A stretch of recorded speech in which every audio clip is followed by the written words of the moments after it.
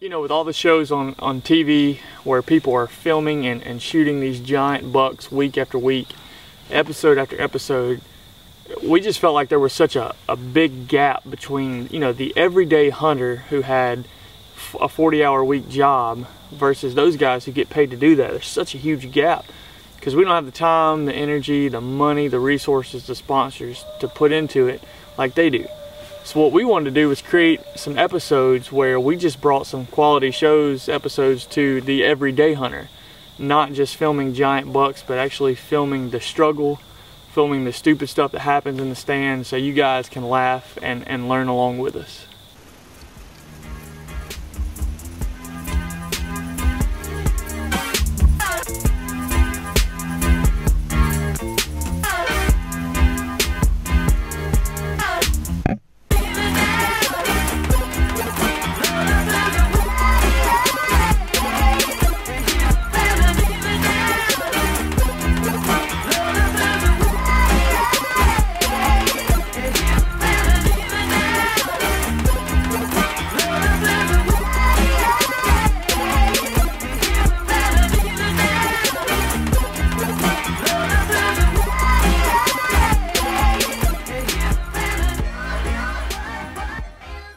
For the most part, bow season opens up in Mississippi early October, and with the weather as hot as it is during that month, we're really able to take advantage of bow season. You know, most bucks are still in their early season feeding patterns, which allows us to get a good pattern and get in front of those deer. This October was no exception, and I saw a lot of deer during the month of October. Saw several bucks, and we had this one plot that was on the back side of our property where we had no shooters and no does. We only had cull bucks in that area. And so with, you know, being from Mississippi, we get 3 bucks a year. So I'd already shot a shooter on the hit list. So I wanted to take an opportunity, you know, to better the herd by taking out one of those cull bucks. The afternoon of October 18th, I'm on a little 6-acre plot that we have. Nothing but cull bucks in here. The other afternoon, there were a picture of 7 cull bucks all in this spot. 5:30 in the afternoon. It's 5 o'clock right now. It's hot, it's windy. They're picking soybeans about 300 yards that way. We'll see what happens. This sits on the edge of about 200-acre pine thicket, and this is just a little open hardwood spot in the middle of all that, so hopefully we can get a cull buck on the grill. Get some meat in the freezer. I'll keep you updated.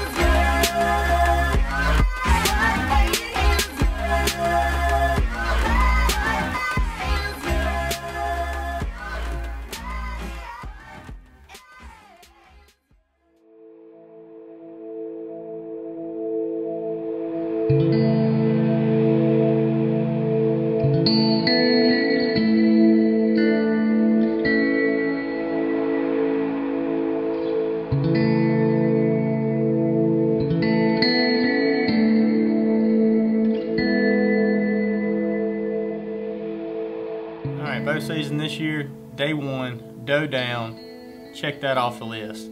I mean, one of the best days I probably had in the tree in a long time. I think we saw probably 14 or 15 different deer that day. And then on the other hand, the next 2 months was probably the worst hunting I've ever experienced. I'm talking about 5 to 6 deer total in 8 weeks, 1 in bow range. The only time I even pulled my bow back in 2 months was when I was practicing at the house or shooting with buddies. And as a bow hunter, you know, sometimes you can get down and get frustrated, but with us, when those times come where we're in slumps and November 1st hits and everybody starts picking up them guns, and everybody's Instagram photos about I shot this deer, I've seen this many deer. You know, sometimes with bow hunters you can get frustrated. For us, it's the other way. It's like every day we get up, we want to be better hunters. We're moving cameras, we're moving stands. We're trying to get in front of that deer so we can get that 30-yard shot that everybody wants.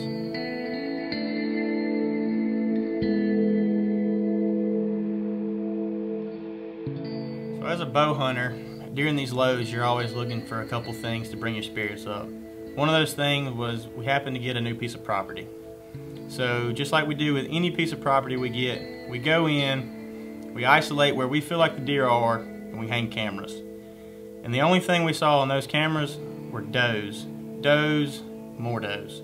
So the buck to doe ratio that we want, which may be different for you, but what we feel is a good one, is 4 to 1 to 5 to 1.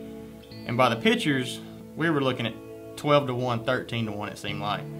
So the only objective we had for this property was to balance out the doe to buck ratio to better the herd for years to come. We're just in some random woods that we found. We don't know where else to look. So now we're just packing in places. And hopefully we'll stumble upon some deer because we haven't had any luck lately. It's really cold right now.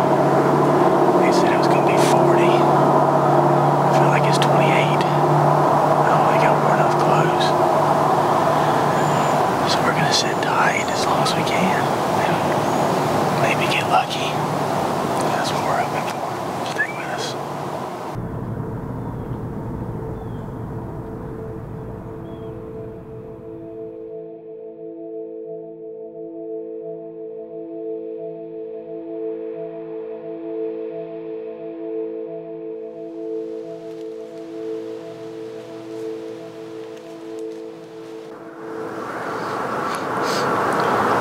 It's not even 6:45 yet. We've already had like 6 gunshots within 100 yards, it seems like, of us. We don't know if they're in here after us, or they're after deer, squirrel, rabbits, squirrels, or who knows. But that last one sounded really close. But this early in the morning, as cold as it is, it kind of startled me and I almost fell out of the tree.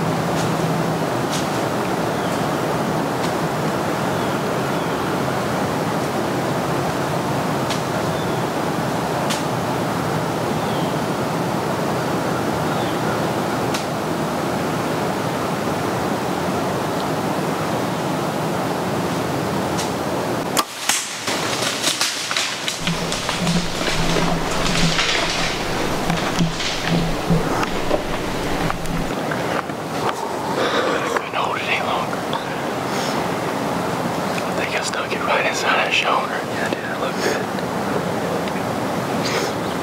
I couldn't hold it anymore, dude. I was about to pass out.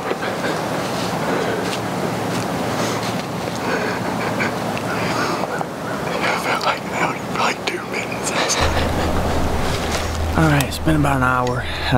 We got down, went back and got some coffee because after we shot that deer, we were both freezing. I don't know if it was just that cold or the adrenaline from that deer just staring at us for, it seemed like 20 minutes. So we got down, went back, got some coffee, rewatched the footage. We feel like it's a really good hit. About to try to get on blood and see if we can find her. I was raised under a summer sky in a house my daddy built right across the Monticello line, next to a hayfield, serving clay between my toes. Man, it all feels right. going swimming in that creek by the light of a full moon night. Well, that's the Mississippi. Still mad at him. Still haven't got a kill. This is the day, though. Come on. Oh well, I would never change myself, and I won't let go of the things that left me. We both forgot to eat lunch. And we don't have a snack. So if we don't starve to death, we're gonna shoot a deer hopefully, but who knows? I guess I'm stuck in my way, but I wave at everyone.